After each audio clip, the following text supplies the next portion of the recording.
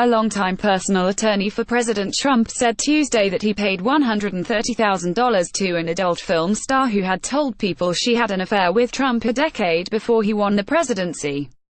Michael Cohen, who had previously dismissed reports about the payment, said he paid Stormy Daniels, whose real name is Stephanie Clifford, using his own money, rather than involving the Trump Organization or the Trump presidential campaign. His comments came after a watchdog group argued that the payout should be viewed as an unreported campaign expense, which Cohen denied. "I am Mr. Trump's longtime special counsel and I have proudly served in that role for more than a decade," Cohen said Tuesday night in a statement first reported by the New York Times.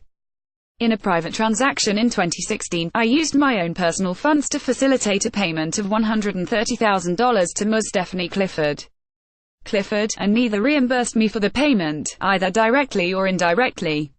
In his statement, Cohen did not say why he made a payment to Daniels or whether Trump reimbursed him or knew about the payment. He did not respond to follow-up questions about these topics.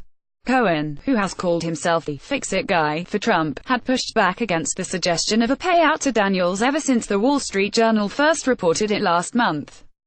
In response to that story, Cohen waved away rumors that he said have circulated time and again since 2011, and he also issued a statement bearing Daniels' signature denying that she received hush money from Donald Trump. Since that time, Daniels' signature also appeared on another statement saying she never had an affair with Trump, though in recent public appearances, she has avoided explicitly denying an affair or saying whether she received a settlement.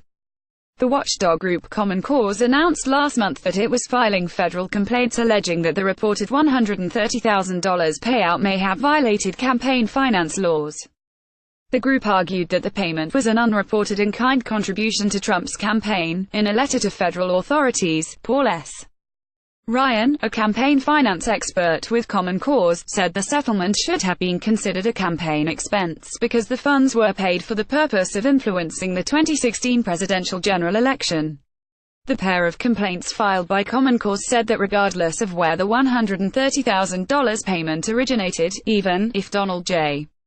Trump provided the funds, the money was aimed at affecting the election and then never reported.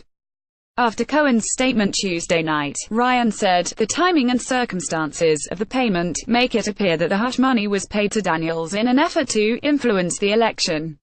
He called again for the Federal Election Commission and Justice Department to investigate.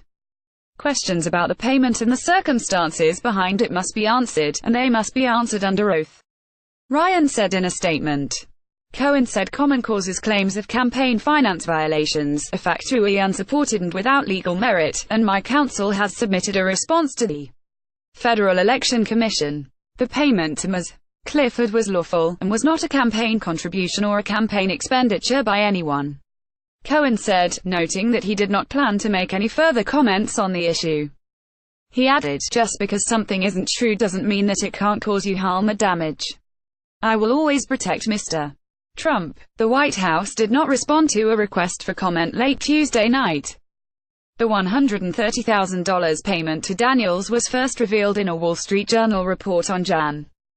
12. The Journal reported that Cohen negotiated the payment to Daniels not long before the 2016 presidential election, which came as Trump was facing accusations of unwanted sexual contact from more than a dozen women. After the Journal story was published, two news organizations, Slate and In Touch, revealed that Daniels had told at least two reporters her accounts of a relationship with Trump. Daniels has said she met Trump at a celebrity golf tournament in July 2006, at a time when he was a reality television star whose wife, Melania, had recently given birth to their son, Barron. Daniels was working at a booth promoting the adult film company Wicked Pictures. Stormy Daniels at the 2007 Grammy Awards. Matt Sales app In Touch, the celebrity magazine, published a sprawling transcript of an interview Daniels gave to a reporter in 2011, during which Daniels discussed having a sexual encounter with Trump at the tournament and then speaking with him on the phone or seeing him in person for about a year. Geordie Lipper-McGraw, the reporter who conducted the interview by phone, confirmed to The Washington Post that the transcript accurately reflected the interview.